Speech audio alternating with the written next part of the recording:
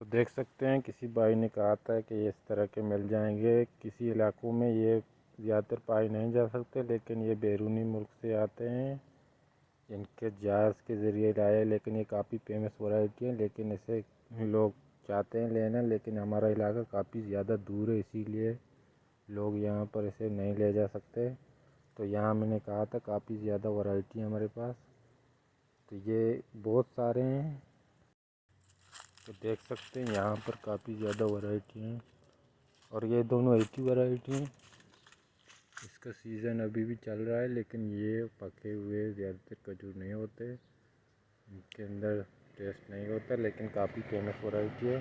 तो इसके नीचे तो ये बाबरी डेट है, काफ़ी फेमस वैरायटी है। तो अभी मैं खजूर खा रहा हूँ, खजूर का सीज़न चल रहा है अभी भी हमारे पास।